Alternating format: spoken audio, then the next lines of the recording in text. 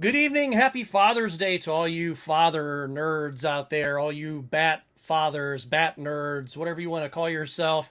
Put the father emblem on your chest and go out there chasing your daughter's boyfriends with a bullet because you know they want to get between us and our beloved children because we love our kids and those guys are terrible. No, I was never a bad boyfriend. I was a good boyfriend, but I'm also a good dad, damn it, and I hope everybody out there is really enjoying their Sunday whether you're a father or not. I am Dr. Scott, your cordial and congenial, see how beautiful I am, host of Game Closet, the channel, and of course, Video Vault Live. And tonight we are bringing you Tim Burton's 1989 classic Batman, starring none other than Jack Nicholson, Kim Basinger, and of course, the one, the only, the Batman himself. I'm Batman, Michael Keaton. And we're so glad to have him back as Batman.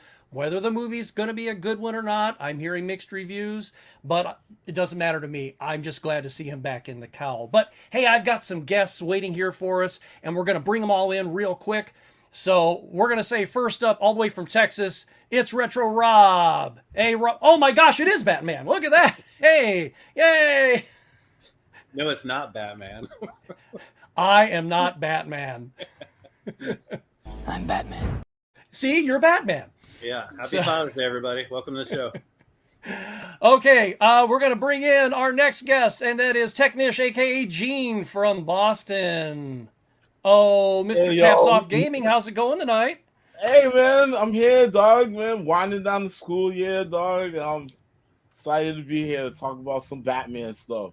I'm glad you're here. Very happy you're here. Yeah, And man. I'm happy that you are now school's out for the summer, so that's fantastic. Oh, no, not yet. Still got meetings, but Well, but Almost there. the kids aren't there, so yeah. at least you get a little bit of a break from that. So that's man. really cool. Who else we got out here? Well, we have another gentleman who joined us last week. It is Dumpster Fire Dad. Oh, look, the Monarch Theater. Hey, look, there's a shooting going on behind you. So why don't you, go over there, take care of that. Oh. Wow, dope background. Yeah, that's pretty cool. I like that. I want that on my wall. I want that as a mural. But then on the carpet, I would like to have like 2 tape outlines. Chalk outlines. Yeah, just that'd be kind of cool. Yeah, and then we'd have Leslie Nielsen standing there, looking at him. And then our next guest, one of our other guests might be joining us in a little while. He's running a little bit behind, but a new guest. It is Alex Moore. He's a senior film review and opinion piece writer for That Nerd Show. Alex, how are you this evening? Doing well, guys. Staying cool. Hey. Glad to have you. Glad to have you. So, is everybody all set to talk a little bit about Batman? Yeah, can't wait. Awesome. Hey, check this out. What are you? I'm Batman. That is Batman, apparently, according to everything I've been told. So, but on June 23rd, 1989, the cinema would be changed forever as Tim Burton's Batman would become the world's most expensive movie produced and a box office juggernaut, as well as being one of the biggest merchandise cash cows in cinema history. Just the merchandising alone is what caused the buzz for this movie, and it was just money in the bank when it came to marketing. So we're all gathered here this evening because of the divine actor, of the divine actor and of course Michael Keaton was also in the sequel. He was lined up to be in the third film, but he backed out and I've heard all kinds of different reasons. I heard he was actually at one of the readings, and I was like, okay, and then he ended up backing out, and I was like, well, that's just kind of weird. So, but maybe that's fine, because I thought Val Kilmer did rather well in the third film as Bruce Wayne and as Batman. So it wasn't that big of a Are deal. you serious about that? Yes, I think he did okay. Let's put it like this: who do you want, Val Kilmer or George Clooney? Yeah, Val. Yeah, Go with yeah. Val. There you Val go. Kilmer. I mean, I like George Clooney in just about everything, but he said it himself. I single-handedly killed the Batman franchise. It wasn't him. Joel Schumacher helped. Oh, Schumacher screwed it. Schumacher helped. Oh yeah, went all Technicolor, crazy, wild, bright color. Gotham was never supposed to look like that, man. You know. No. Exactly. And the bat nipples. Yes, the bat nipples ruined it too. Yeah. I was wondering if one of us would mention the nipples. So There you go. You're welcome. Yeah, nothing wrong with mentioning the bat nipples. And as long as they're covered up with bat pasties, that's just fine.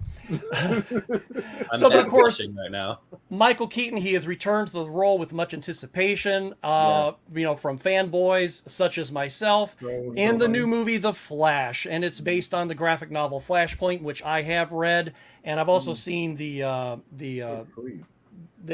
animated feature, which was actually not too bad. Each one takes their own liberties, of course, here and there, and so does the movie.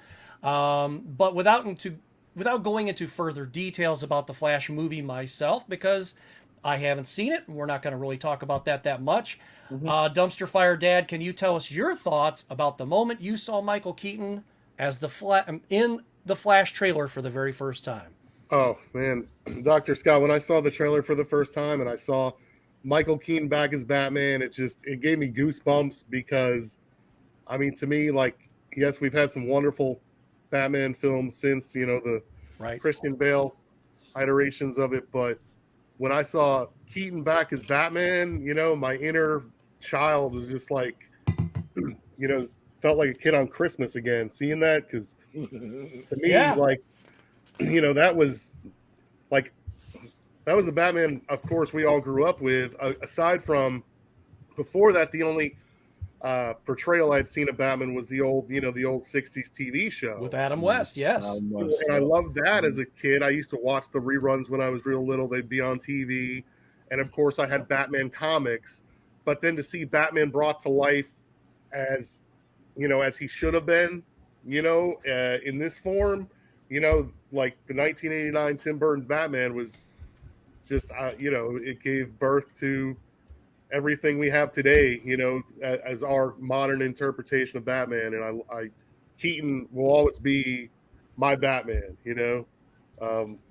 So, super stoked. And especially when I saw the Fuller Flash trailer where they showed even the old school Batmobile in it. Yeah. And I was like, oh my God, I can't wait to see this movie. And I do have tickets to go see it Tuesday with my kids. So I'm super hyped for it. So, yeah, man. Alex, how about you? What did you think about it when you saw the trailer? Now, I know you have a critical eye as well. So what were you thinking when you saw Michael Keaton in this movie that, of course, has had its controversies ever, even way back when because of Ezra Miller? But what did you think of the trailer when you first saw Michael Keaton as Batman?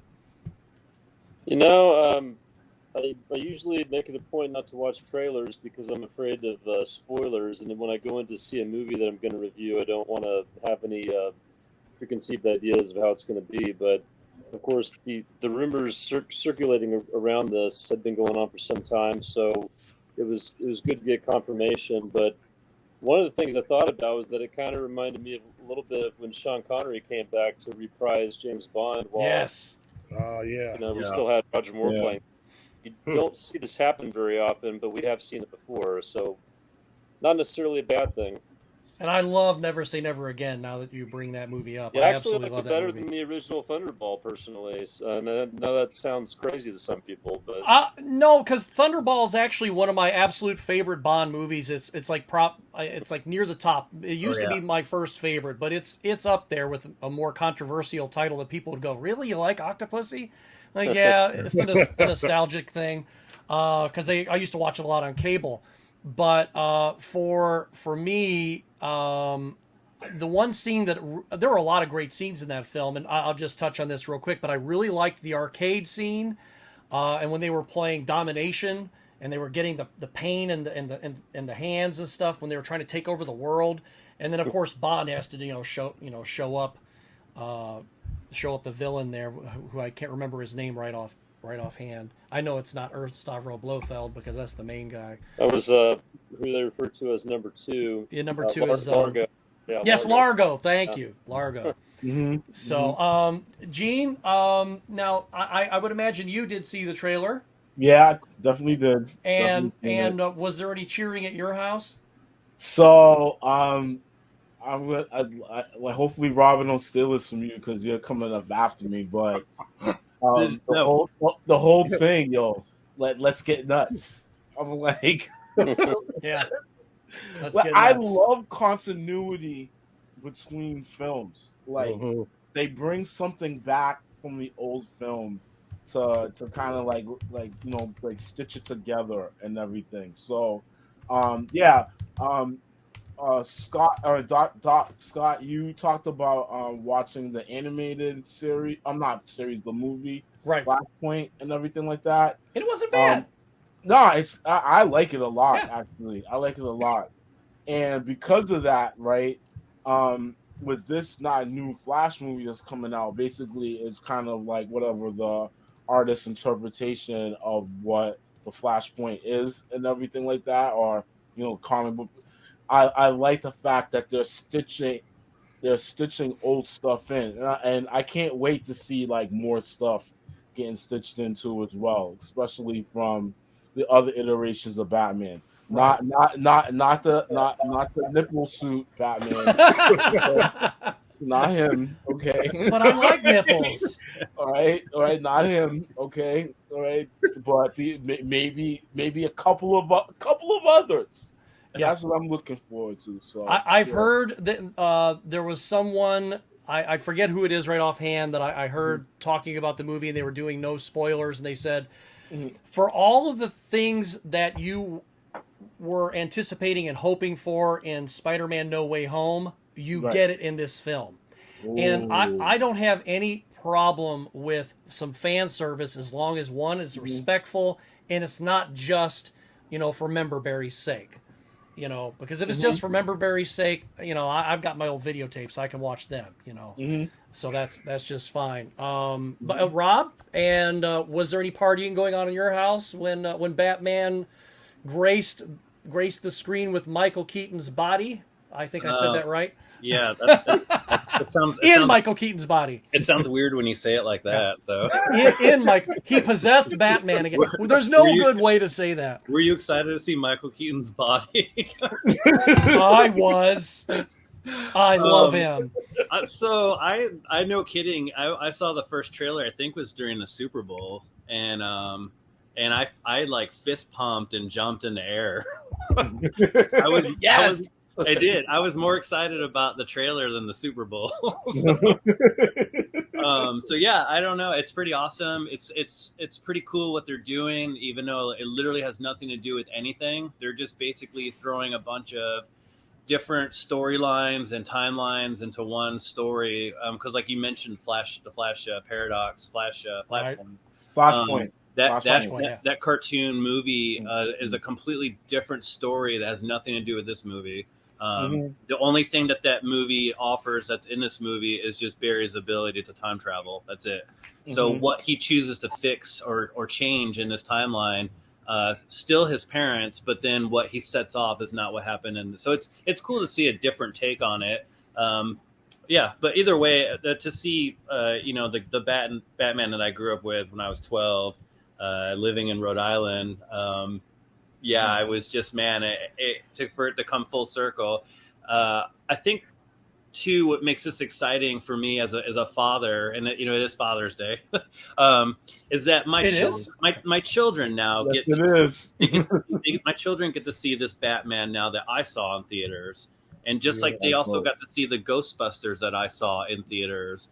And it's amazing as a father to experience that, and as corny as it sounds, but that's not corny. That's what corny. That's what does it for me, though, man. This is what's really selling me on this whole thing. I'm just super happy. This is the first time in history that I can actually probably say that you'll be able to say, hey, you have the same actor playing the same part, and God forbid, I know, I mean, don't get me wrong, I love my Raiders of the Lost Ark, but I'm going to go see the new movie anyway. And it has nothing to do with his age. It just has to do with what they're doing. But hey, we have Johnny Graphics waiting for us. We're going to bring John in. Nice. There he is. There's John. All Hey, right, Johnny. how's it going, everybody? How is everyone? Johnny. Good. So Happy Father's Day. I guess a lot of us here are fathers, so happy Father's Day. Yeah. Yeah, I think I got Cheers, kids. man. I think I've got kids somewhere. There's one out in the living room. I'm pretty sure. I think. Yeah. I have kids 5 days a week. Yeah, and you get to send them home. Yeah. Get out of here. Yeah. But that's okay. I'm sure every last one is your favorite student, so that's a good thing. So anyway, but John, Yes. I'm sure you've been listening to us talk about the trailer. And Yeah. did you see the trailer when it came out right around the Super Bowl? And what was your impression of Michael Keaton when you finally got to see him for the first time? If you did see it. I did see it. I was shocked. I was absolutely shocked that they actually did that because, of course, like, you know, the love for Michael Keaton's Batman has sort of resurfaced, you know, in recent years in a fairly big way. And, you know, that's not necessarily a slight to the more modern Batmans, although maybe it kind of is. But it's definitely like organically sort of come back. And I thought maybe something one day would happen with him. But yeah, the fact that they actually really did that, they put this old man in this poor old man in this movie, and easy. Well, he's Wow. he's gonna. I mean, you know, he's gonna. It's great. No. The poor old man is Indiana Jones. This guy's spry by comparison. So Fair enough. I'll Fair defend enough. that much. So go on. I mean, and I will beat up on Harrison Ford all day long. Yeah. And he's one of my favorite actors. So just, you know, give Yeah. me a chance and I'll beat up on him all day long. Same. But anyway, go on. Same. But yeah, I mean, I don't know. He's clearly having fun with it. I had fun watching it. I mean, I'm really interested to see, like, is he really going to be a big part of the movie? Is he just going to kind of come and go? I'm not sure. Maybe that info is out there at this point and I'm not aware, but I don't know. I'm tempering my expectations because I know, you know, Right. he's my Batman. Well, I guess the animated Batman is probably more my Batman, but he's a very close second in my opinion. So I'm excited to see whatever capacity they feel is appropriate. I'm excited for it. I think it's because I think it depends upon people's perspectives on who they say this is my Batman, this is my Bond. Yeah, But your age almost always determines it. It seems true. But you know, they both can be because in my universe, animated and film are separate. So it's just kind of like, you know, that is my sure. Batman, and then you know, Conroy, that is Batman. You know, that is the animated Batman. And every time I hear his voice in the games, I'm just like, I'll never get to hear him in another game again. That's terrible. But yeah, it makes me like equally in a very similar way interested in what happens with this Justice League game. Like, is he at what capacity is he going to be in? I guess he's in it at some capacity, but I'm really interested in how it gets used because that is his farewell. You know, that's it. Right. Whatever that is, that's going to be it. Suicide Squad, right? Right, Johnny? Right. Right. Suicide Squad one, right? Okay. Yep. So he won't be the main focus of it, I guess. Maybe he ends up being it, but at this point, it's being like marketed to us as a game about the enemies of the Justice League. I guess freeing them from some sort of spell from some other bad character. I don't remember exactly, but you know, there's a lot going on there. But it's a similar situation to this Flash thing where it's like an old Batman, you know, perhaps the last time we'll see this version of Batman coming back, and we're not sure what capacity. So the next year or so of Batman is going to be interesting because we're going to get, you know, the new stuff and we're going to get some, you know, flashes of old classic stuff too. So it's interesting. now, of everyone here who saw the original 1989 movie in the theater, I did. Everybody? I was 1 year old, so I did. Yeah, not. I was gonna say. I figured you'd probably be too young to have seen it at that time in the theater. So. I have seen it many times since then. I really like it. You know, to me, it's almost more of a Tim Burton movie than I think of it more of like an early Tim Burton classic, more so than a Batman movie in some ways. Did anybody have to wait in a line at all? I remember I saw it on a Monday with my mom. Yeah. She took the day off and she took me at like 11 o'clock. So it was I've heard of all these lines and stuff. I've seen lines in larger cities, but there was no. I mean, there was a line, but it wasn't like, you know, it wasn't like around the block or anything. Where, you know, the day I went, and it was. I think it was opening day. My best friend's memory is better than mine. I'd have to ask Greg, and I have to say, hey, were we there opening day? And I could swear we had somebody else with us, but I don't remember if we did or not. And that's terrible because that means I'm getting old. So, but well, anyway, we're You're gonna. fine, dude. You're all right. I'm gonna move on to You're a couple. seasoned. You're seasoned, Doc. You're A couple seasoned. seasoned. You're not Yeah. old. So who remembers this? Now I actually have this issue, and I actually went to my storage unit, and I do have things fairly organized, but I could not find my Mad magazines, and I was gonna grab this and bring it, but I do have this picture here. But the marketing for this movie was just out of this world. Insane marketing. Yeah. Yes. And Wow. you can see all those there. I do have one thing that was in with my comics, and I dug my comics out, Wow. and there she is. And the really cool thing about this Oh, nice. comic adaptation is I read it. I haven't read it in many years, but one really neat thing about it is when you it does follow the story like 99.99. It's very faithful, but when the other tenth that it is not as faithful is where they're adding stuff in that you didn't see in the movie. And the one thing that you did not see in the film, which also was in the novelization, is when the Joker's throwing the money on the crowd, he's not throwing real money. He's throwing money with his face on it, and nobody notices it till later. So, but that's actually in here. Yeah. Well, I just watched it yesterday too. I never Because they were noticed that. they were consumed by greed at that point. So Yep. So Yeah. nobody saw that in the movie, and I heard that there was a deleted scene where people actually discovered that it was the Joker's money, but a lot of people, I think, before the Smilex guest came out, I think that a lot of people would have gotten peeved to start climbing that birthday cake and killing the Joker. So, but He did say he wanted his face on the $1 bill. yeah, in He the said movie, He yeah, did. That's my dope. face on said the one, that. and he did it, and he did it. Yeah. But all the marketing that went into this, and even today, we've got these great pop figures here, and I don't need another pop figure, but I want these.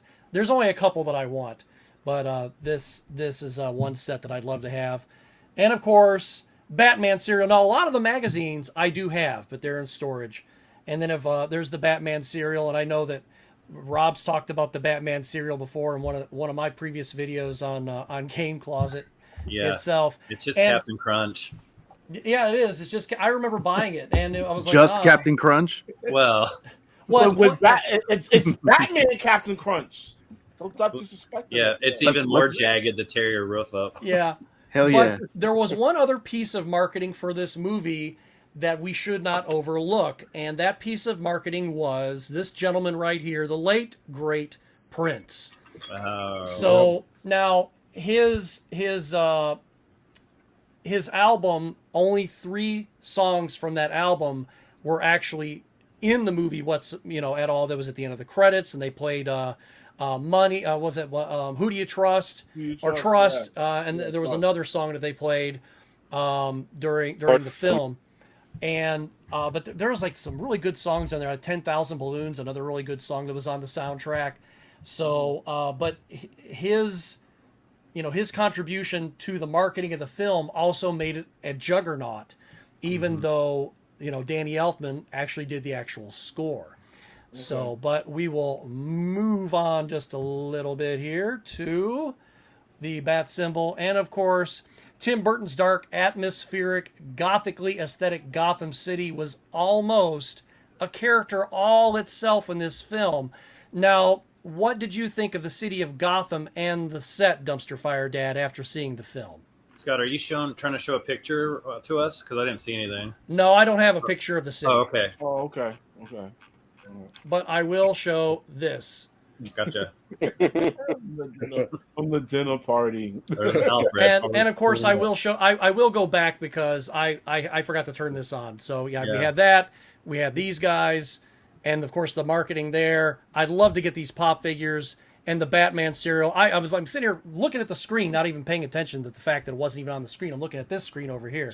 So, like I said, I may not be in my mom's basement, but this show, it sure acts like it is being filmed there. So, and then of course, Can you still win that Batmobile? I'm going to try, just like I'd like to get the Activision patches. We on some AVGN type stuff, okay? But anyway, so Dumpster Fire Dad, what did you think of Gotham? I, of course, loved Gotham because being dark and dreary and kind of mysterious is how Gotham should be. It's a crime-ridden kind of hellscape, and it's just like I feel like Burton set the bar for and drew the template for how Gotham City is today. And unfortunately, we strayed away from it with the Schumacher films for a couple installments of Batman, but terrible. Fortunately, Nolan brought it back, with his series of Batman films. To a degree, I'll agree with that. It was a dark, dank city once again, but I don't think it had quite the personality that Tim Burton's Gotham did. No, you're right. It felt Nolan's was like more realistic, I guess. Tommy said the burnt piss. Like what? What? Look in the chat. What is that? All right, I'm sorry. Yeah, keep going. My fault. I'll get to the comments in a minute. But yeah, Burton definitely did it justice. I just love the aesthetic of the darkness, and it really, you're right. It, definitely gave it more personality than Nolan did. Just, every time there's, you're just watching the movie, it's just like it still stands up to this day as far as, set design and everything. It really just like, even compared to today's film standards, it's like, you think like this movie was made at a time when nothing was like CG opted. So it was all, actual set design or miniatures made to pull this off. And you think, man, like just the craftsmanship that went into it, that you can still watch it today and it looks as good as it did when you first saw it, almost, 30 years ago now, getting close. So it's crazy. Let's just say we were going to take a vacation and you're going to take your family, would you feel more safe? And, now, Batman aside and knowing that somebody might be watching over you, would you feel more safe in Tim Burton's Gotham or in Chris Nolan's Gotham? Anyone? Good point. Oh, jeez.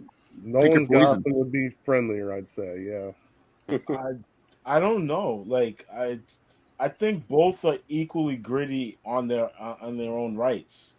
I mean, like with Tim Burton's Batman, there were like drug users in the alleys and stuff like that. Like remember the intro scene where you when you first watch the movie, you're like, oh snap, they're about to show the origin story of Bruce Wayne because of the coming out of the theater and everything like that. But then you're tricked. They're like, no, it's like you're tricked. No, it's something totally different.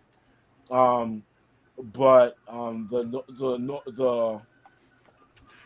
most recent one is gritty, but I think it's more like inside gritty. Like you'd go into the club, like where the Penguin was running, and like you'd see all like the drama inside of there. But outside, it was like you didn't really see much and everything like that. So I think Tim Burton's more in your face, but then the most recent one was just more kind of subverted because that's like remember that Batman, the most recent one is like year two Batman, year three Batman.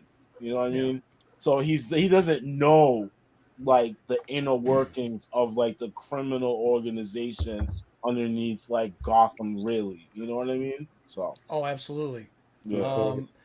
Let me grab this other picture here real quick. Okay, now Batman had that so arsenal of unique and eccentric gadgets. Now, Alex, of course, here is the Batmobile, but of all the and you may pick the Batmobile if that is the one you wish, but of all the gadgets that Batman had at his disposal, and you can even use I'll give you the next two films. I'll even give you Batman Forever if you want.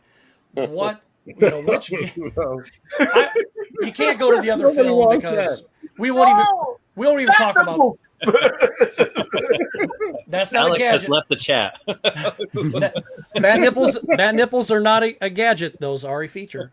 So, but Alex, which gadget stood out to you the most? But Okay, I'm sorry. you know, once I looked into the background, Maybe they of how dispense built, bat milk. when I saw the documentary of how they made the Batmobile, I was impressed. But it looks a lot better on the screen than I think it was in actual in person. I think it had like the engine of a Chevy Impala or something like that. Yeah. It doesn't seem as impressive Yeah. then when you hear about what was inside of it. But gosh, it's hard, man, because I'm kind of afraid of heights. So he used this. I think he used this gadget a lot throughout the movies. It seemed to be his most dependable one when he could, attach whatever. Yeah, when he was shooting it, he could attach it to something on the wall and carry a certain amount of weight with him, and then just kind of either stop himself from falling to the ground or allow himself to attach to something and then pull himself up. So I don't know if I'm saying that. I can't quite think of the name of it. The grapple gun. Yeah, the grapple gun. Grapple gun. Because of its utility, the way he was able to use it for so many different situations. So, or as he called it, that thing on my belt. Yeah. Is that a technical term there, Batman? That thing on my belt? Yeah, he orders them in 50. Let's see. I need spark plugs for the Batmobile. That's 12, and then more of those things for my belt. So yeah, send this off to eBay. You gotta say it in the voice of Butthead. Could you do that? My belt again? I need more of those belt thingies. Yeah. Good one. Johnny, any of the there are several gadgets, not too many, but anything that the Batman had there that really kind of stood out for you? The grapple hook is so iconic, right? Because that's like the one thing that in almost any Batman movie or show or episode of a show or that's like the first thing you see. That's one of the first things that separate him from just being a guy in a suit. You know what I mean?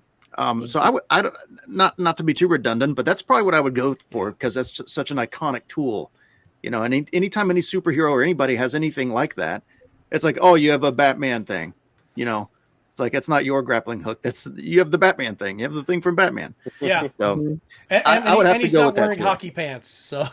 Right. Well, we're trying to help. I don't need your help. But I would about the hockey pants, dudes. Yeah, I'm Batman. I'm not wearing hockey pants, but I'd like to get a pair of those wherever I can. Is there Dunham's nearby?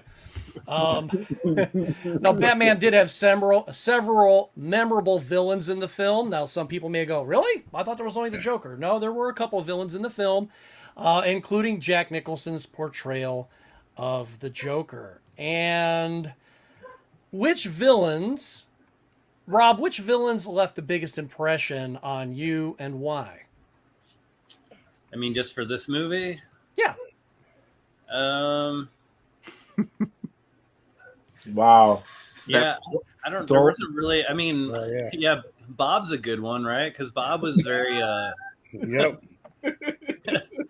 He was just loyal to Bob the Goon to the very end, and he addressed the Joker as if the Joker was like a real, like he was really running the show. Yeah, it looks like Kid Rock. Yeah, yeah, partially. It might be. It might be Kid Rock. But yeah, I think it was interesting for a future villain and it was kind of cool to see that this was ahead of its time as them casting Billy D. Williams as Harvey Dent, who we know later will become Two-Face. I would love to have seen that. And me too. I would have loved to see that play out. That was an awesome choice because it was something that you weren't expecting. So I think that was that stood out for me in the movie as well, villain wise, future villain. Mm-hmm. I just want to point out something. I read that Tim Burton had picked Billy D. Williams because he had plans to go with the character Two-Face, and he liked the fact that he was a black guy because then he could put the white face paint on one side and his black skin on the other. Okay. I mean, designer choice. That's Right. That's a very Tim Burton thought. Yeah, that's it a is. very Tim Burton thought. Yeah. You know, Yeah. How can I have the most contrast possible? yeah. I'm just gonna paint one side. How can I turn this human being into a art for my movie? Right, Yeah. and of the Two Faces that we actually get in the films, you know, the better of the two is definitely not Tommy Lee Jones, who is doing his worst imitation of the Joker. What was his name? Eckhart. Alan Eckhart, is that his name? I think so. Yeah. That was the Lieutenant Eckert, right? Well, no, Lieutenant. but I believe his real name, the guy who was in the I thought, Nolan film, wasn't it Sean or no? Sean Eckert, Or maybe it was Alan. I don't know. Alan Eckert. Well, whatever, the blonde guy, whatever his name is. I mean, he did a really great job, and unfortunately, they had to go and kill him off immediately. But I thought that's where they should have gone with that. But I digress. That's a completely different discussion. So now the Batmobile, of course, its design is quite iconic in the film. And does anyone have a favorite moment involving the Batmobile's action sequences or unique feature? Johnny, anything in the movie that you said, yeah, that's a good part of this, or something really cool that the Batmobile did in the film? The thing that comes to mind with this film, anyway, for what the Batmobile does, is when it shields down. And it's just like it can blow, like it launches little bombs out of the wheels, but it creates a shield for itself, so it can sit there and withstand its own blast, even though it's at the center of it, and then leave when the building falls apart. I forget what building that was, or what was the That was Axis Chemicals. Chemicals. Yeah, but always thought that was so cool. That was such a creative idea for like the Batmobile to not just shoot things from afar, which is also cool, but this, like, it goes in kamikaze, but not really. It gets to have its cake and eat it too by shielding itself from its own, explosion. I always thought that was really cool. So I would probably choose that. Anybody else? Rob? I'd like it when they put the little hydraulic stand down and he's able to rotate the entire car and then take off that way. It's pretty efficient for something so long, and it looks terrible to drive. Yeah. Yeah. I got one. Yeah, G. Yeah, I like the two of them actually. I like the grappling hook where he made the hairpin turn, so he latched it onto. Yeah. That was cool. He whipped around the corner. That was dope. And then the other one was the light when Vicky Vale's trying to look at him and see who he was. Inside the vehicle. Oh yeah. I was not expecting that.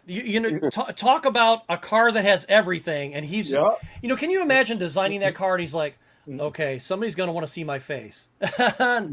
Not today. Yeah. Blinders. Do you think that's what that light was for, or do you think that's just what he used it for in that moment? I think he's used it for that moment. You know what I mean? Like he probably uses the light to find his keys. Yeah, or maybe his laptop. He has a map. He's got his laptop on the seat, and he wants to. Because he got pushed to start. He has pushed to start. Like, he got a Why would he just get a bat divider? Right. He could just put a bag over her head and be like, "Not today, sweetheart." Like what limousines have, it just raises up. Right. So it's the Bat limo then. In the glove box, there's some bourbon and some cigars, Vicky, if you'd like some. So. When I was about, I don't know, I think I was 18 years old, something like that, when this movie came out. I think I was 17, actually 16 when it came out. And then the following year, I was dating this girl for quite a long time, and she lived about 10 minutes away.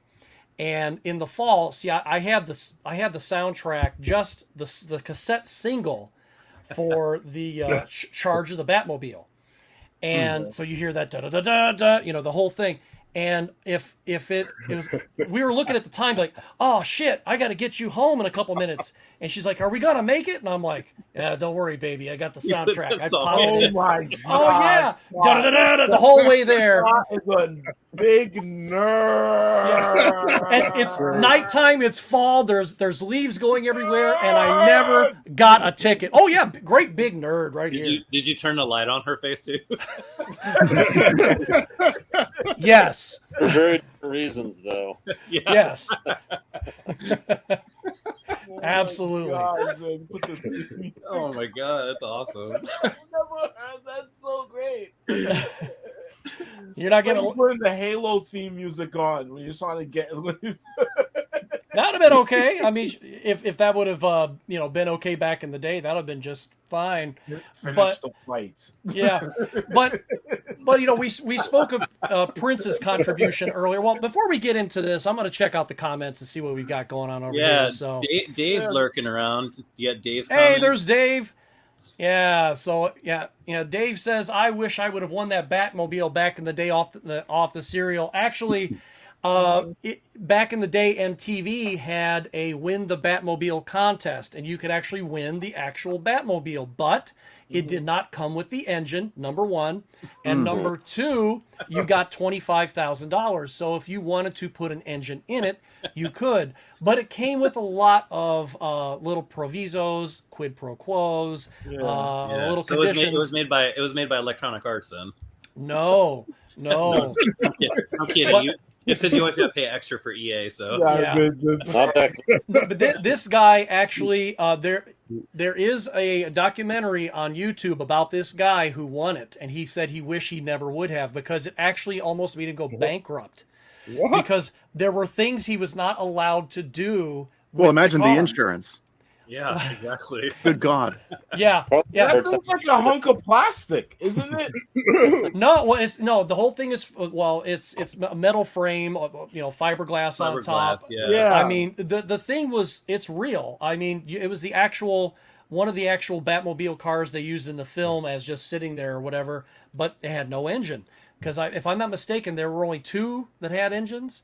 So, but this guy, he wanted to rent it out. He wanted to try. He wasn't allowed to sell it for X amount of time or something like that. Yeah, watch the documentary. It's really That's wild. it's really great. And hey, here's Tawny Smith, my great friend. Tawny, she's practically my sister. Tim Burton, Michael Keaton, Jack Nicholson's Batman was iconic. It was. Mm-hmm. It is. Still is. She also said the only thing that it was missing was the bombast. Well, I don't know what that means. I don't either. I don't agree with that as much as the first sentence. I think. Oh my God! Yeah, that's what I was. I think she watched a different Batman. Did she? Yeah.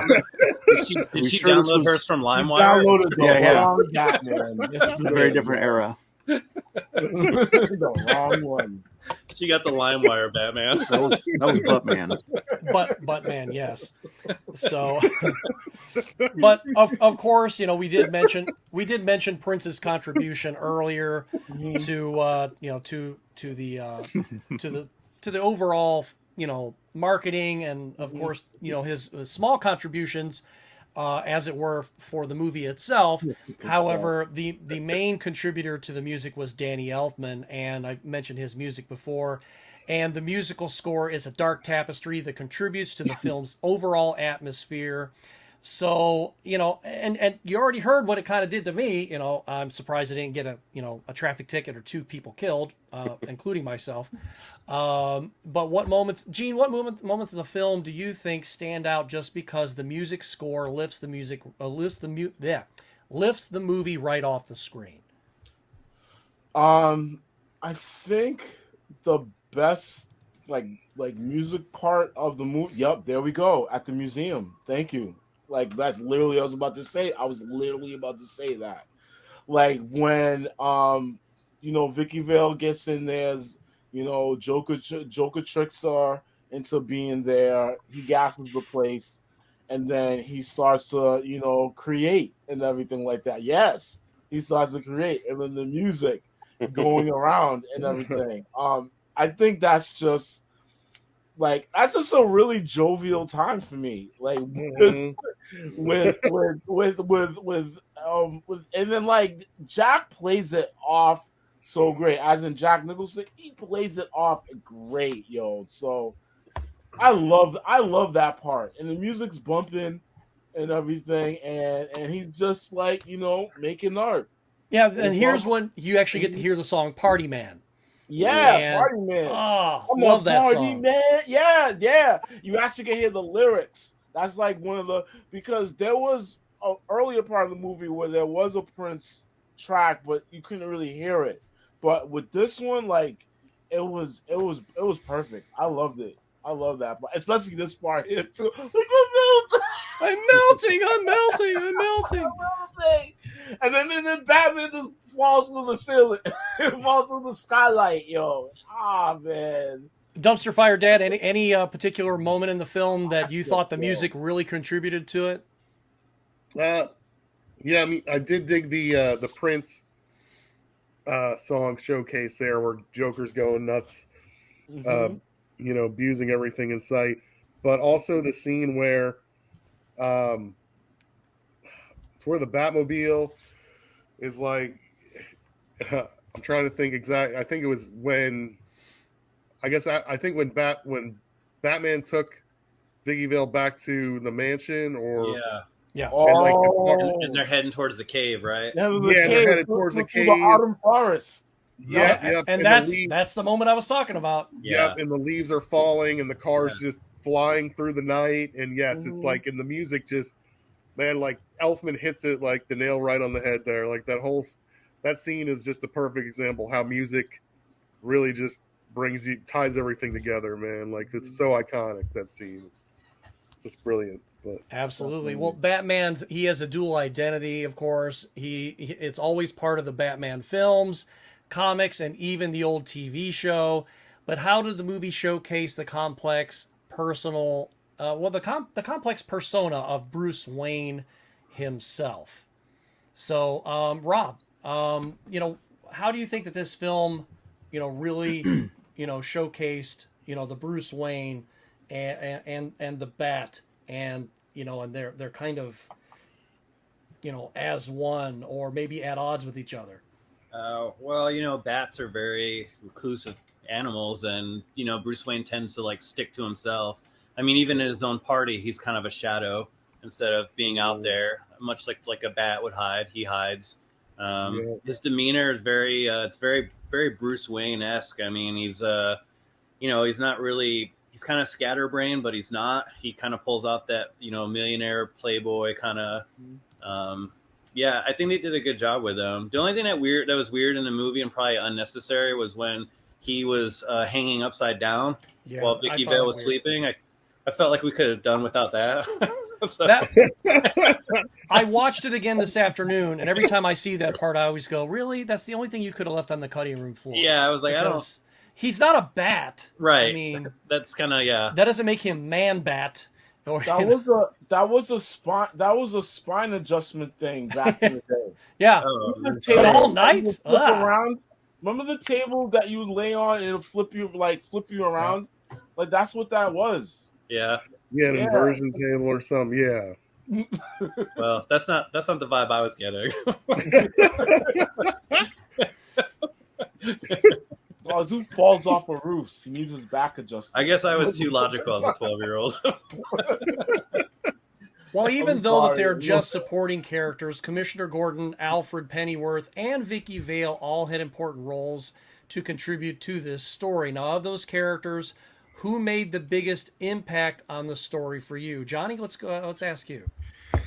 Man, that's tough. I mean, to touch on that last question a little bit though first. Yeah. I think the interesting thing about Bruce Wayne in this movie, at least to me, was that he was pretty crazy in this movie. Like, as a person, he was also just kind of like really, like, I mean, he was very normal in most moments, but he has this crazy side to him, like the "let's get nuts" thing. That you want to get nuts, let's get nuts. That scene, Christopher Nolan's Bruce Wayne would not have done that. No. The animated series Bruce Wayne would not have done that. No. I can't think of any other Bruce Wayne that would have done that. Maybe there is one. That they were doing that maybe to show that he's just totally bored, basically. And he needs that rush or that kind of, because he's just, he's just so rich, and what he's not getting. Perhaps he's fulfilling a need that he's not getting as Batman. Maybe, I don't know. Perhaps, maybe, knowing Tim Burton, he could have just be in there because he thought it was fun. I don't know. Yeah. But I mean, it lets you see a through line from Bruce Wayne to Batman that's a more interesting through line, and it doesn't, at least to me, I didn't take them as being at odds with each other at all. they felt more like two sides to the same kind of unstable person. Yeah. And you sort of what's The Dark Knight? That movie sort of touches on that a little bit. But it's not shown to you as much as it is in that one. So anyway, that would kind of be my thoughts on that, because I thought that was a really interesting relationship between Bruce Wayne and Batman. Maybe the most interesting one out of all of the movies, and quite possibly. But in terms of the character that makes the biggest impact, I mean, it's the Joker. The Joker defines the movie. I mean, he just, Michael Keaton is great. Everybody's great.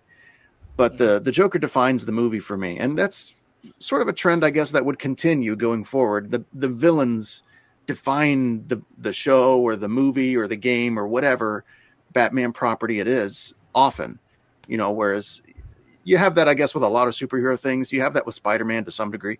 But with Batman, I think it's so about the villain almost more than Batman so much of the time, because the villains are so cool and they're so interesting. And it's like Batman is great, but the Joker, the Riddler, Penguin, these characters are timeless and awesome. And, they kind of dominate these stories often, at least to me. So in this one, and of course, this one you have Jack Nicholson, 1989 Jack Nicholson, arguably peak Jack Nicholson. Peak Nicholson. Yeah. And other than, there's probably 4 or 5 roles that I can name out of all of his like 70 that he's done that are maybe better than this one. Like this is in the top of his career. This is one of the best things he ever did. Top five, yeah. Easily. And, so I would just say the Joker, because almost any Batman game, show, movie, comic book that I've ever seen, that I've ever consumed, it's been about the villain. Almost, it revolves around the villain. The villain consumes Batman throughout that story. And so they just dominate that piece of media. And so that's true here too, I think. Yeah, I can definitely agree with that, absolutely, because the unfortunate thing about some of the side characters, they do a little of the dirty work. They grease the wheels. They get some things moving. Look at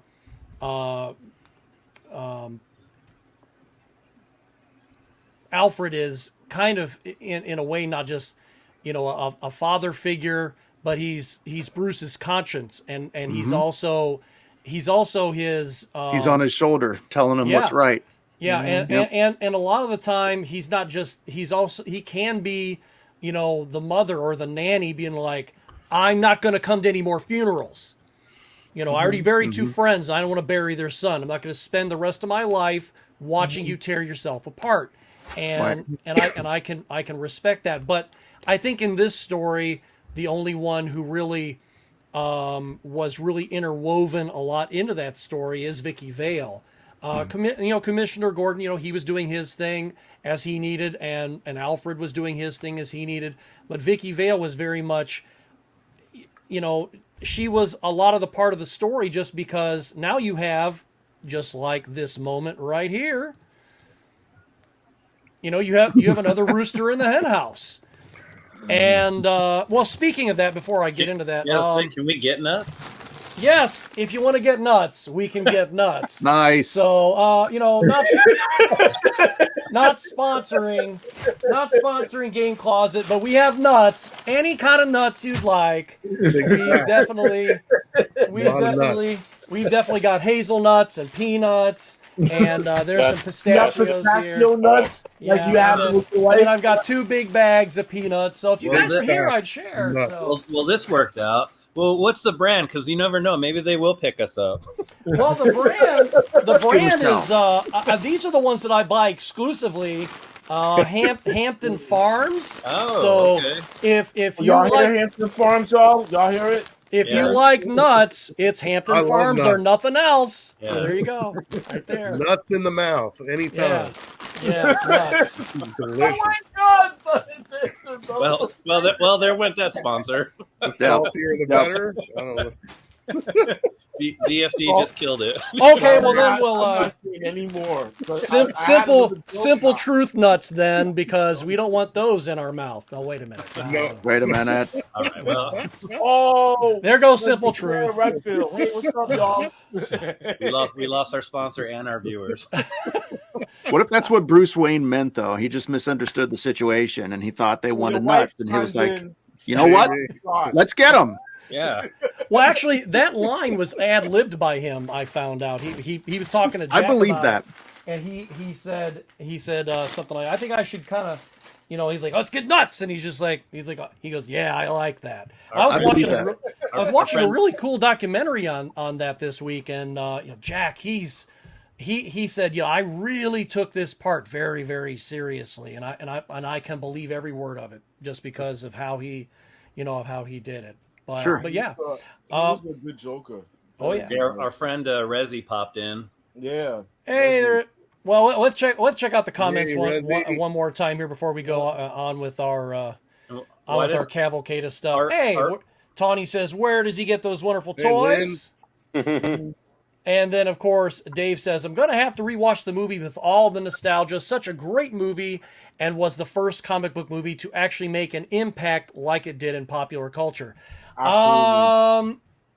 Yes, I can agree with that. It's certainly up there. Either that or the original Superman movies. Yeah, Christopher Reeves, man. Because Yeah, Superman comes to mind Yeah, also, you can't yeah. deny that. You can't deny that. Yeah, Definitely. they're right there, hand in hand. Right with one another. And part 3 with Richard Pryor. That one changed my life. I liked that one. It was The so fourth good. one, no. Rob, Oh. movie? Superman 3 had Richard Pryor. Oh yeah, that was good. I liked it. Let's go back here. Let's see. Let's see. And Tawny said, wasn't this also the time that all of the Lethal Weapons were out with Mel Gibson and his crazy anti-hero shtick? Yes, as a matter of fact, 87 the first one came out, and then I believe it was 89 when the second one came out. So that is correct. And then true, Resi, in what's the chilling, third, yo? Thanks for like- stopping by, Resi. is it every third movie they have to bring out someone? So so they had to bring out Joe Pesci for Yeah. Lethal That got was the Richard best. Pryor. And Dave did say the same thing. Yeah, the second one came out at that time, and then and he also said, "Tighten up at Oh. Dumpster Fire, Dad." Yay! And then Resi, hey Hey. Resi, Resi. For sure. and then of course year's gonna be Lynn said, "And those nuts are very salty." Super salty in the Thank mouth. you, Lynn. Thank you for that. Yes, and Resi, it is going great tonight. We're having a great time, and we hope you're having a great time where you're at, and we hope you're having a fun time watching us be silly and crazy and what have you. And yes, the Christopher Reeve. Christopher Reeve. Now that's what I think. It's always funny because there was I believe his name was George Reeves, who played Superman on TV back in the Oh, yeah. Black and white, yeah. 30s, and that was Reeves. And then you Yep. have Christopher Reeve, who Yeah. was, of course, Superman in the movies. And he almost did not come back for the third one, but that's a story for a different day, or for a different show. Which It's we funny might. how DC characters sort of ushered in that era, you know, Yes. and sort of got the ball rolling that would, I guess, eventually be picked up by Marvel, like in a much bigger way. Yeah. And then they would fumble the hell out of it. And right. But that's, that every empire falls, It was a fun Absolutely. ride while it lasted. It was a fun ride. Same thing with Star Wars. It was a fun ride while it lasted. So, but Gotham also has some dark humor. The film's unique blend of dark, twisted humor was definitely on display here. You have to admit that. And during the whole course of the film, actually. Now, what would be a favorite comedic moment or favorite line that added a touch of levity? I like to levitate. A touch of levity to the dark. Watch me levitate. There we go. And to the dark and brooding atmosphere for you. Rob, let's start with you. Probably when Joker electrocuted that guy in the chair. And he turned into the shrunken head guy from Beetlejuice. Yeah, from Beetlejuice, yeah. Because he tried to make it funny, and then even when he was talking to him at the end, while he's still smoking, Grease him He has he has a full on monologue with him after that. Yeah. Hi. yeah, he fixes his tie. Dumpster fire dad. As far as favorite scene, Favorite line that added Or favorite line? a touch of levity to the film. Anything comedic in the movie? A favorite line? I mean, I guess what when the Joker falls into the acid. When he comes out? What does he say? He says something crazy like. Well, he doesn't say anything right out when he actually when he gets hit and comes out. Surgery. Oh yeah, oh that's right, when the bandage comes off. That's right. Mirror. After surgery. Yep. Yeah, yep. That's Hang what I'm on. thinking of. Check out this clip. Yeah, Yeah, I got shot in the cheek.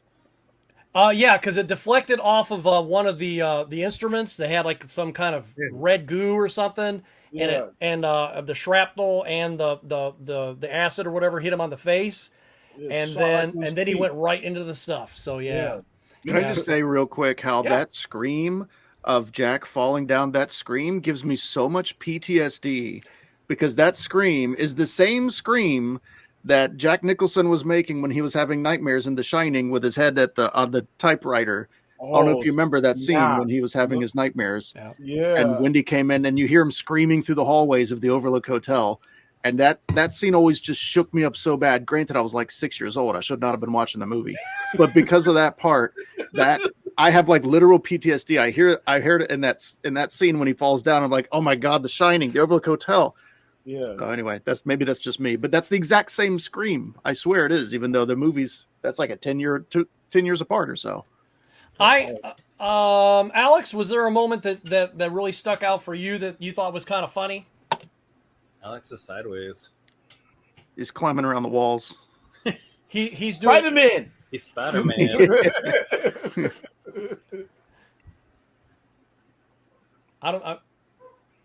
I'm not sure he can. I'm not sure he can hear us. It was the wait till they get a load of me line. That's what I was thinking of. Yeah. I see. There were many moments in that. Can I do one? Yeah. Well, yeah, yo. So, I bet you got a good one too. Yeah, yo. I told you I'm coming with the jokes tonight, dog. So, yo, the funniest part was when Joker was talking to Bob. And remember when Boss Grisham was talking to Joker before he set him up? Yeah. You're my number one guy. Yeah. One guy. So and then he's talking to Bob the same like, you're my number one guy, yo, Bob. And Bob, remember. Guy. And I. And that was he was really like grabbing his shoulders too, and like really like grabbing into him. And I. Yeah, that was like he was being really physical with him. Yeah, he'd have to go to HR if that happened today. So. Oh yeah, rightfully so, perhaps. I heard Jack Palance was so pleased with that scene, he went and did one-handed push-ups right after. So immediately afterward, yes. Yeah, of course. No, there's a lot of fun moments in there, but well, I think Alex is back. Yeah, Alex is back. Yeah, Alex, did you have a moment that you thought that was particularly funny, or that kind of, that was a little, gave a little levity to the film?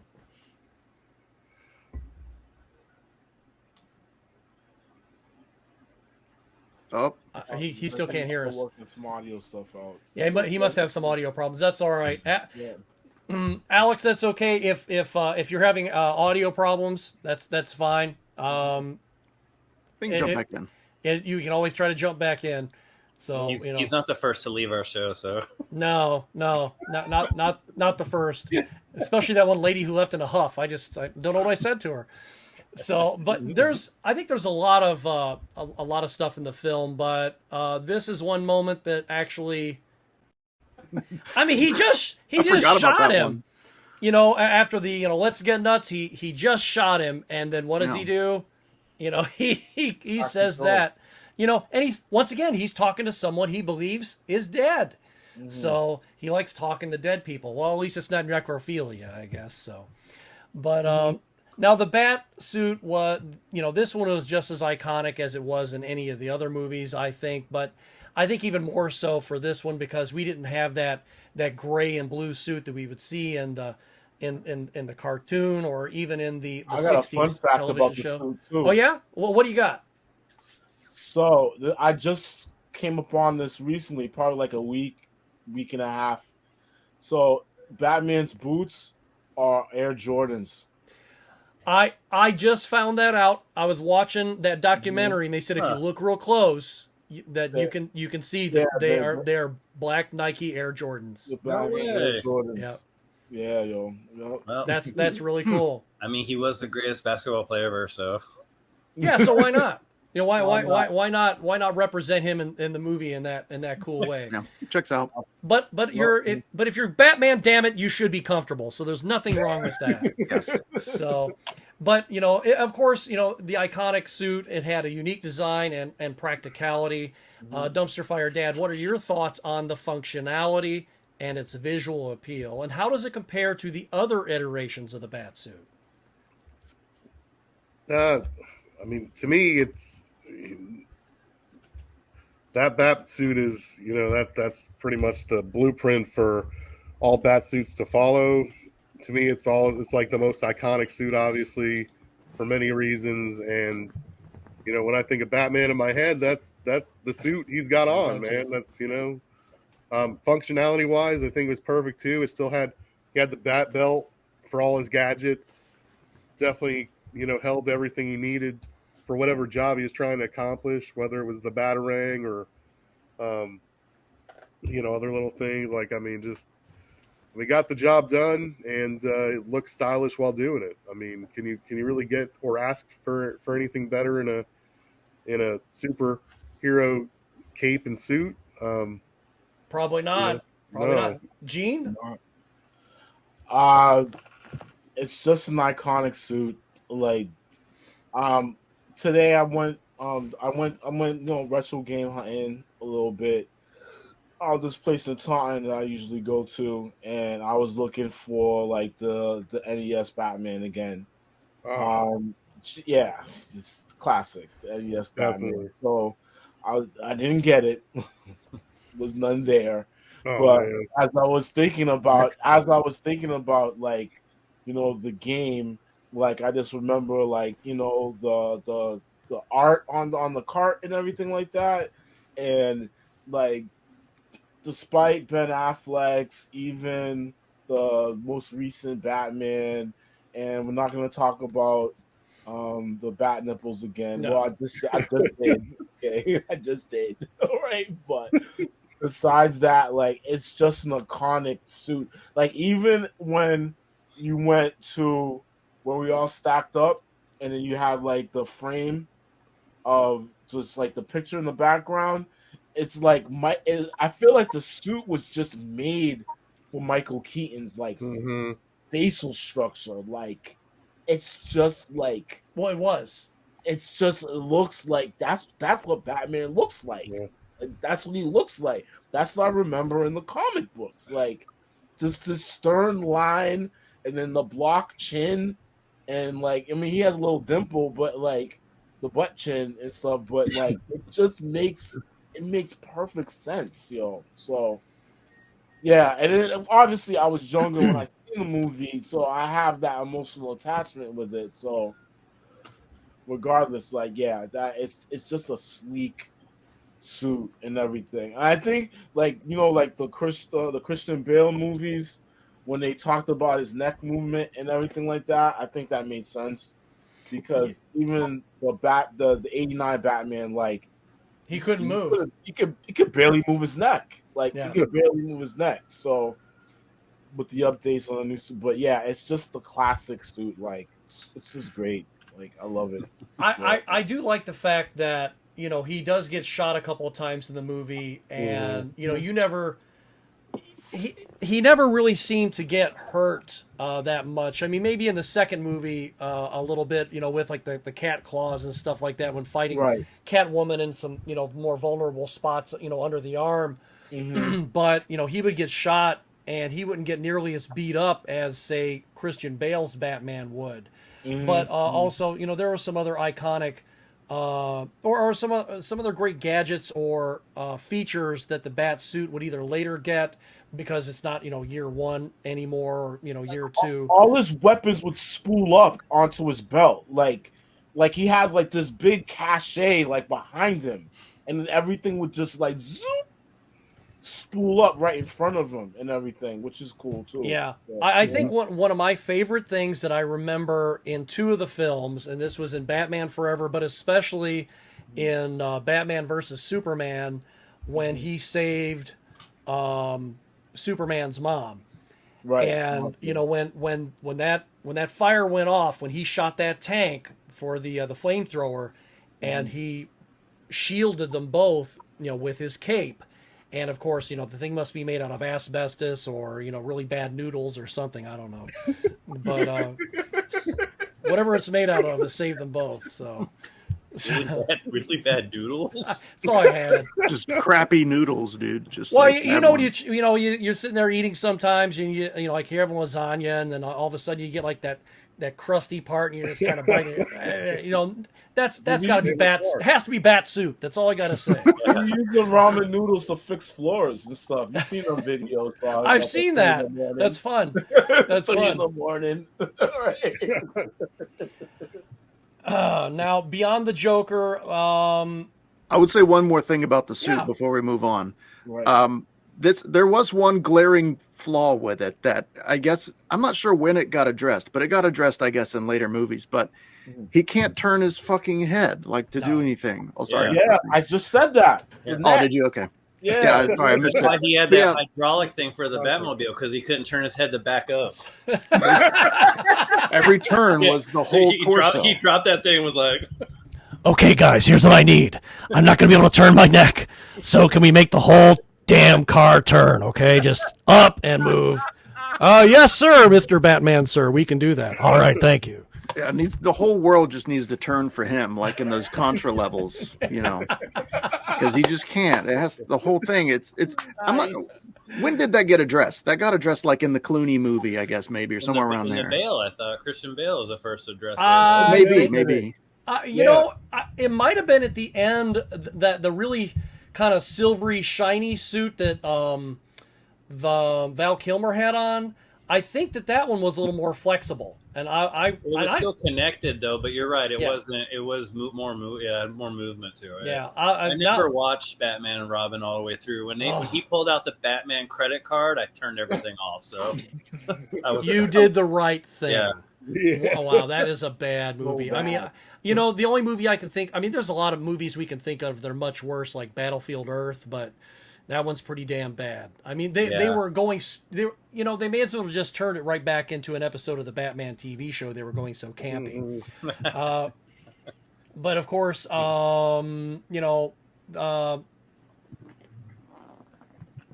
Tim Burton's Batman has a lasting legacy, as we've seen. I mean, it's been how many years since it was out? 34 now? Is that right? 34 years since it's been out. I guess so. Yeah, and it was. I think it was. I think it was 34 years last week, I believe, sometime. So it's had a lasting legacy and an impact on the superhero genre and subsequent Batman films. Now, how does this film set the stage for the future adaptations? Gene? I think I think it was said earlier in terms of how the city is like gritty and like dark and everything. Again, with the most recent Batman, they brought it back to that. So in terms of any of the new iterations of Batman, hopefully they'll keep it up with that, like keeping it just like because in the recent Batman, it felt like it rained like all the time. Yeah. Like it was either cloudy or raining. I feel like I was watching The Crow. Yeah. Basically, Good, that's good, yo, yeah. So like, I'm thinking like with that Tim Burton movie, and then now we have the most recent one now.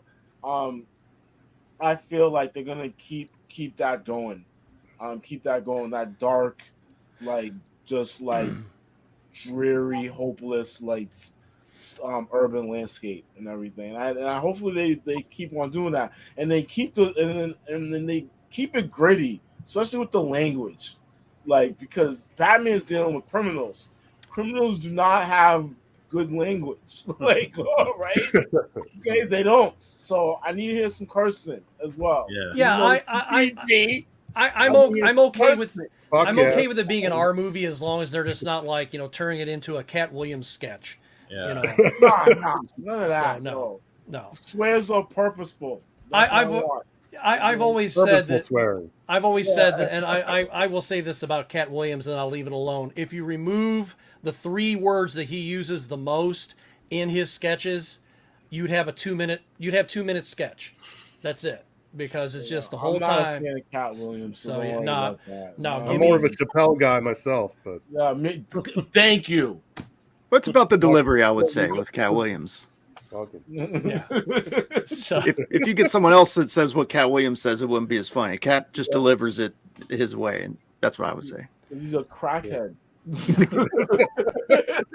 Perhaps, maybe that's part of it. It might be part of it. Now, Alex, that's my opinion. Okay, did you think? My opinion. What do you think about how this particular film set the stage for the future adaptations of Batman, even the most recent one?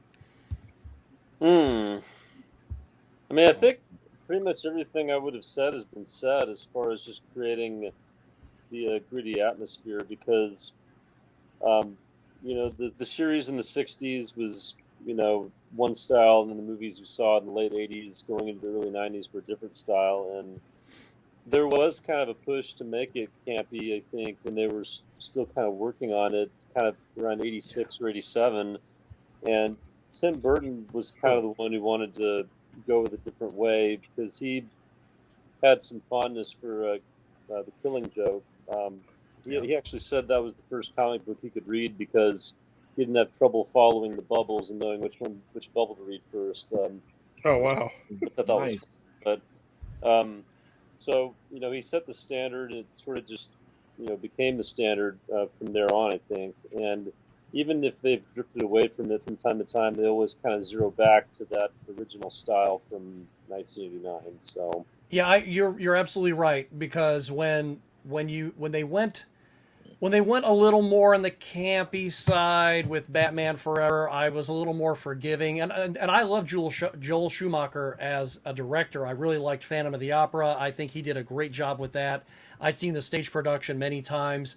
And I think he did a wonderful job with that. But once he hit Batman and Robin, it was just like, dude, what in the hell are you doing? And but like you said, they would go a little left to center, and then they would get back to where it's supposed to be. I'm going to go over to the comments here again real quick. Thank you, Retro Trade. Hey. Yeah, it says great show tonight with a great group of guys, bringing back so many memories with the best Batman by far, bringing back memories of renting movies and spending my Friday night with a pizza and renting about 3 movies for the weekend. That's about what I did. That's awesome. I rented this with my dad, and we got Braveheart the same night, and it was like the most epic night ever. That is an epic night. Yes, it is. Well, let's see. Tawny said, did his utility belt come with the shark repellent spray? Not this Batman, Tawny, and I'm glad it did not. Talk to the 60s Batman. Yeah, and the Joker clowning around when he's putting holes in Boss Grissom. You are my number one guy. Dave, once again, Michael Keaton is also my Batman, but with Kevin Conroy's voice. Bale and Affleck did a great job. Yes, but that's Keaton, correct. Yep. That is beautiful. I agree. That's the correct opinion. I love that. I agree. But Keaton set the bar so high, like Conroy, R.I.P. definitely, Kevin, and has done with the voice for Batman. Mm. And then Tawny says, keep it more technological and psychological and less fancy. Absolutely. The neon, there's no place for neon. The only neon sign, and I'm just going to go ahead and say it. It's a dark, nasty, dirty city. It should say, nude girls, hookers. That's it. To show the seedy part of the city, and that's lower interest rates. Yeah. Yes. Get your nuts here. Less gimmick, more metal. So, but there was every once in a while, I'm sure all of you guys have done this, and anybody watching has done this. You might be watching a movie or even listening to a movie in the background, and you'll notice something you never noticed before. Now, maybe this might have been something obvious to everybody else. I'm going to show 2 clips. I'm going to show this one first. And then right after that, we get this. And that's when I noticed something I never really noticed before, and maybe I'm just reading into it. Now, a lot of people were going, "Oh, that means he's not dead," or "Oh, he'll be back in a sequel." And I'm like, no, he's good and dead there. I mean, it's possible they could have stolen the body, and we can do all kinds of fan fiction about what could have happened with the Joker to revive him. But no, he's good and dead there. But like Hitler's brain type stuff. Yeah. He's in Brazil with Hitler. But it never occurred to me until I saw that clip, because I watched it again today, that even though he died, the Joker gets the last laugh. Yeah. Oh, that's exactly what that is. Yeah. Yeah, and that You're never right. occurred to me. I was like, okay, it's just the killing joke. The killing joke. Yeah. Absolutely. But we have come to this part of our show where we have to bring out...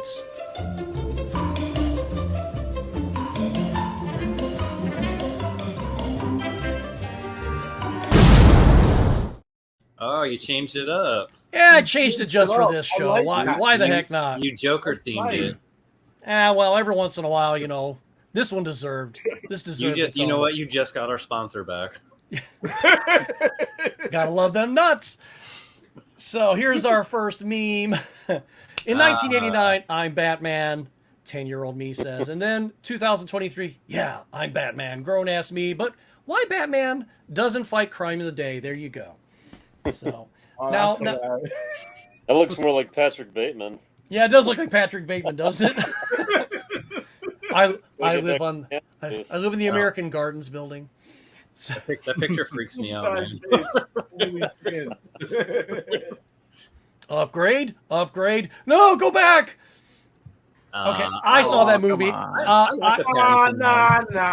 So get crack on the recent Batman. Yeah, I like it. He's all right. I didn't make the meme. I'm just showing it. But you're too Batman. I will say this. I will say this though.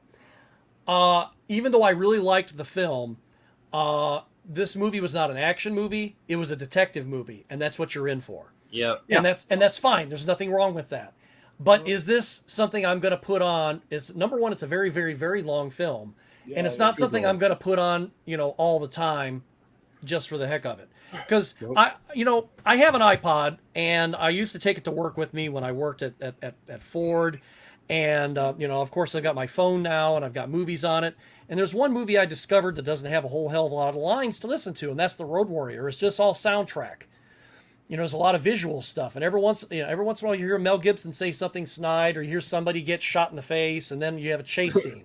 Well, I think the same thing is with the Batman. There's not a lot of dialogue in between here and there. There's just a lot of him going, I got to find out what's going on, and that's it. So, good film, though. Very good film, and I really like what they did with the character. Very much so. And Pattinson did a great job. Hey, Mysticles just popped on to say hi. Hey, oh, excellent. Yeah, man. What's up, Mysticles? We know that dude. Heck yeah, we do. I know him. But first, let me take a selfie. That's a good one. What's going on with Batman's armpit? Have you ever noticed that before? Whoa. I've always noticed that. Wardrobe malfunction, dude. This is the raise your hand if you're sure commercial. Send that back. Wow. He actually has to call his tailor and say, "Hey, you screwed up here." Oh it's my simple. God. We eat the Batman. Oh no.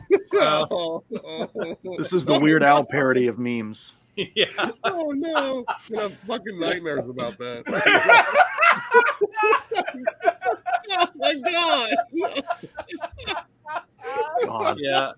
I could have gone the rest of the night without that, but We need this off. This needs to go. Oh, that's awful. Where is the Batman? He's at home washing his tights. I'm sorry, I meant to say he's at home washing his heavy rubber suit that he can barely move in. Got him. boo. Your boss trying to get people to work overtime on a holiday. That's my You're my number one guy. number one guy. I was You're gonna get a pizza party. Pizza party. Yeah, I'm like, what am I in kindergarten? Oh, come on. All right, well. So, what made you want to join the church softball team? I like bats. Oh, bats. That's funny. Tim Burton has Batman use guns in 1989, and nobody bats an eye. A trailer of Batman dropped with the Batman holding a rifle in 2016, and fanboys lost their freaking minds. So, yeah. So I'm gonna say this, right? Batman supposedly doesn't kill anybody, but No, of course he does. yeah, he so does. Like, But- he so kills people. It's not like he goes up to him with a gun and goes, bam, you're dead. But it's just No. like, it's always collateral damage. It's collateral Right. damage. Right. I'm gonna And- break your collarbone. Intent matters. Right. And, and when he went to shoot the Joker with the Batwing, he's trying to stop a crime from literally happening. killing people. Yeah. And nobody freaked out when he killed all those guys that are at work at the Axis Chemical Factory that night. He Right. blew the whole thing up. Could you imagine the janitor that night and the Batmobile came in? You're just trying to mop the floor, man. That reminds me of Clerks when Randall was talking about the stormtroopers, and of course you got the guys installing the the toilet main. No, those plumbers didn't know. Those ciders didn't know. They were collateral damage of a war that they weren't even involved in. And then there's the roofer guy. He goes, no. A roofer thinks with this, not with his pocketbook. And it's just like, there you go.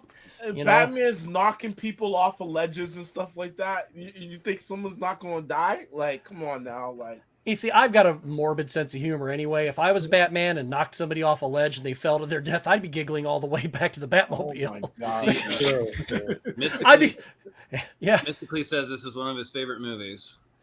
Oh, that's what's up, man. Yep. Heck yeah. Heck yeah. And we've got one more, and it's not so much a meme as it is just kind of a, there we go. There's Batman in 89, and of course, Batman 2021 when they were filming. And, Michael Keaton, he even said, putting that bat suit on was just like riding a bike. He said it was like I never left it behind. And I know that he was very claustrophobic wearing that thing. And I would imagine, I've never worn like Lycra, bike shorts. I can't imagine wearing that all over my body, I thought you were going to say you never wore a bat suit. Like, I've never worn a bat suit, so I don't know. I thought he was going to say a bondage suit or a gimp suit. No, I've got my RoboCop suit on. So you did like the Clooney outfit. I did. Bat nips. I love my bat nipples. So, but that is the end of tonight's Harbinger.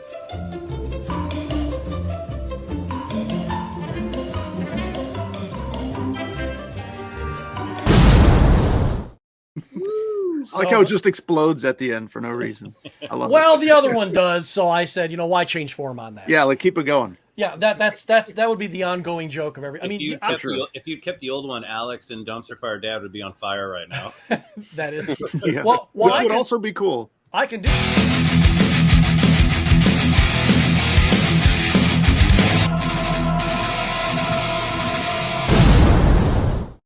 And there they are. No, they're just getting cooked. They're just getting cooked. I love it. I'm sorry, fellas.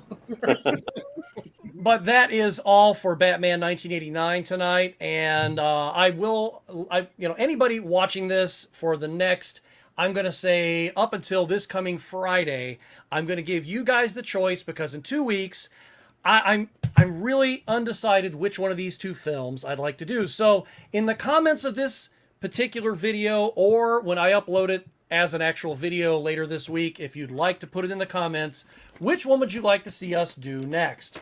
Raiders of the Lost Ark or Indiana Jones and the Last Crusade? And anyone who is a panelist has a vote as well. So what about Temple of Doom? Even though I like Temple of Doom, considering that the new one's coming out, I'm just going to leave that one out. Monkey brain, dude. It wasn't as good as I do love that film, but these are the two I'm gonna have us choose from. Fair enough. All right. Yeah, Fair enough. just because they are the two strongest of I the like series. Raiders. So I'm calling Raiders right now. I'm saying Raiders. I'm going to say Last Crusade. Last Crusade. See, I'm gonna write in It's- Temple of Doom on this one. Oh, if we I'm gonna end go up down with with a that tie, if Don't we end up with a grab tie, me. I will I'm flip a all for coin. that. Mystically says Temple of Doom also. Yes, let's start a movement. I had considered Temple of Doom, but Dave says We're gonna change Dr. Raiders Scott's of the mind on Lost this. Ark for Dave. okay, all right. Here's what I'm gonna do. Last Crusade. Just because I like the viewers and I Your like wife's my the Crystal panelists, Skulls? I will put in Temple of Doom as one of the movies. So That's how you make you can change, choose America. one of those three. I'm about that. There I'm you go. about Temple of Doom. Because That's how you make change. Now we have ballot access. yes. I Now like we're- Kalima. Mystically just changed everything for us. Well, listen, I'm going to put everybody's information down in the description of the video, and of course in the video when I repost the actual video, not the live version, later this week. But we're going to start with Alex. Hey, where can everybody find you on the web?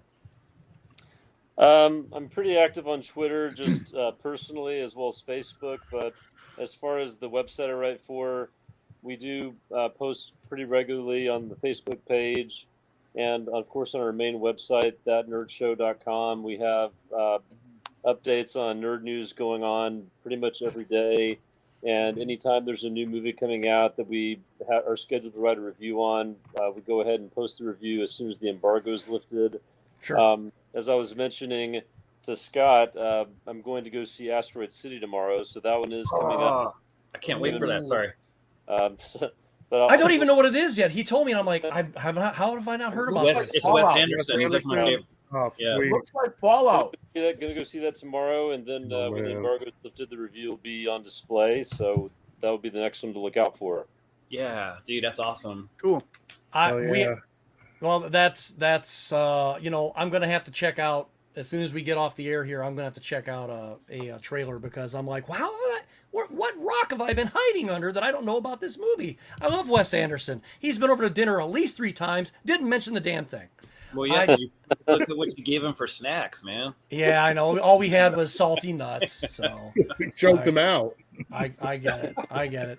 So, Dumpster Fire Dad, where can we find you on the web? You can find me on Facebook and my YouTube channel. Just put up the Dumpster Fire Dad sign in the night, bat All right. signal style. And Put it up there. We I'll will be do there, that. so We will throw do it up. that. Oh, Johnny, we know you just moved into your new house. I see you're getting settled in there nicely. Oh, congratulations. Yes. Thank So you. Yeah, being a where- homeowner is it's quite a trip. It's quite a trip, but I'm glad we did it. that's Well, awesome. So Congratulations. yeah, Where, and whereabouts can the young folk and the old folk and the older folk find you out there? any folk that Any has folk. a phone or a computer can get me on YouTube and TikTok. I'm on a few platforms, but those are the two that I actually have ended up caring about and actually posting to. So I have the one thing I want people who are interested to check out my stuff to really keep an eye out for is an Alien Games video that I've been working on. Okay. And it's about 90% done. I was hoping to have it done like a month ago. And then we had to, we started moving and everything got going. So I started packing stuff up and it just kind of got put on hold. But now that I'm unfurling all my crap and everything's sort of coming together, I can finish that and hopefully get that out because there's a new Alien movie coming soon and there's Alien sweet. stuff. And I'm really, really proud of how this one's turning out. So I'm going to be putting that up on YouTube. I'll probably put clips on my TikTok. Although my TikTok is usually a whole different thing. That's mostly me just complaining about things in the gaming world that I don't like, and people yelling at me. But that's fun too. I think I should just have a whole channel about me complaining about shit. My wife would just follow me around going, "We're gonna be rich." So Do it. that's Endless content. Endless content. So yeah, Reach into the well. I can't wait to check that out because I have a couple of the Alien games, and of course, Well, the there's most so recent- many. Yeah, and some of them are very good. Some of them I think get a bad rap. But yeah, Me too. I think they're there's some really good ones out there, and There- Fire a lot of Team them- Elite's the one I'm liking the most. Oh, are you playing that right now? I played it for a while last year, but I'm going to get back into it here pretty soon. Bro, let's play it together. I love that game. Sounds good. But yeah, there's a lot of underrated ones, and I'll go into it. It's pretty extensive. I don't do every single one, but I do a lot of them. From Alien on the Atari all the way up to Fireteam Elite. I'm really excited for that. I'm really Yeah. excited for that. Yeah, love Gene's a big Aliens fan. Oh yeah, man. Oh, yeah? Gene got, Cool. Gene got me on Fire Team Elite. Fire Like, what, Team. last summer, right? I play Fire Team. Yeah. Bro, Yeah, we need bro. to put our us. fire team together. We need to put our Yeah, fire team together dog. and do it. See I a little platinumed the bit. game a couple months ago. I need to get back in though. See, I don't have very many videotapes left, VHSs, but one set I do have Alien 1 through 3, and it's got that really cool box. Oh, nice. And Is that the yeah. theatrical cut of 3 or the long director's cut? I do not know because I've never watched the VHSs. Really? I have my Blu-rays back there that's got everything in it. The extended cut for Aliens 2 is the best. Yep, It's absolutely. so important that you watch that extended cut. It's so important. It's the best. I Never think watched that's something we're going to have to check out on the channel here. It's the best. Oh yeah, It's the best. I got that laser Yeah. disc I showed 3 you, hours Dr. Scott. Yeah. 3 hours of bad road. That's what he said. 3 hours of bad road, dog. Well, Gene, where can everybody find you, Mr. Technish of Caps Off Gaming? Where are they going to find you, and what are they going to be finding you doing there? All right, so I am on Facebook with all these lovely people that are here too as well. I respond as much as I can. Right now, I'm a teacher, so I'm about to be on school break. So I got 2 months of awesome creation that I'm about to make happen. Nice. Sweet. Yeah, so I'm on Facebook. I'm also on YouTube. I'm actually pulling together an old NES game called Shatterhand that me and my friend played when he passed away about 2 years ago.